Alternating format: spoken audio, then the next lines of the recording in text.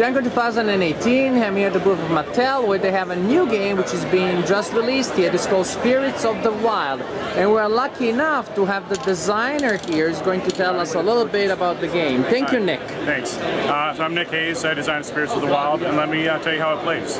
Thank you. So, Spirits of the Wild is a two-player stone-taking game. There's a bowl in the center full of colorful stones, and you're competing to pull these stones out of the bowl and put them on your scoreboard. On your scoreboard there are 5 different animals, and each animal wants stones in a different way. For instance, the owl wants pears and gives you points for pears. The rabbit wants 3 stones of different colors. The beaver wants a full house. The salmon wants all differently colored stones because it's a very beautiful fish. And the turtle is slow and plodding and wants all stones of the same color.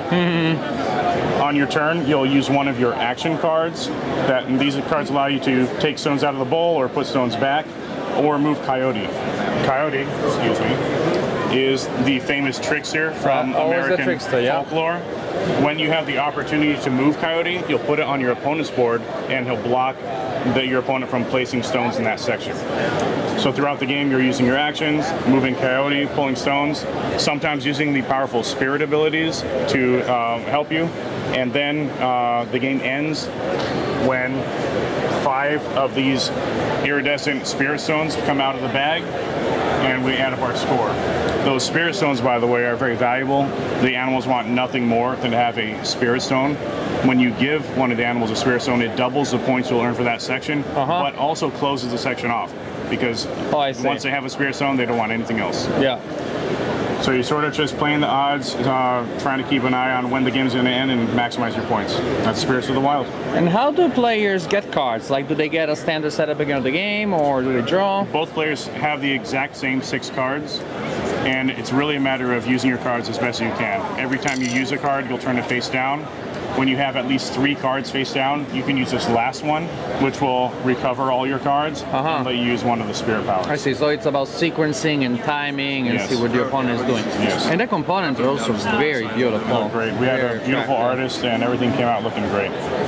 How long does it take to play, typically? The game takes about 10 to 15, sometimes 20 minutes. It really depends on when the spirit stones come out. But you can keep an eye on it, and if it looks like the game's going to end soon, start focusing on the animals that'll score you points faster. If it looks like the game's going to last a little longer, focus on those long-term scores. And the mechanics seems to be pretty straightforward. I mean, probably like children or families in general can definitely play.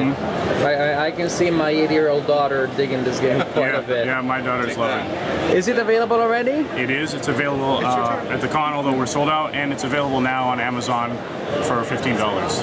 Excellent. Thank you so much, Nate, for telling us about Spirits of the Wild.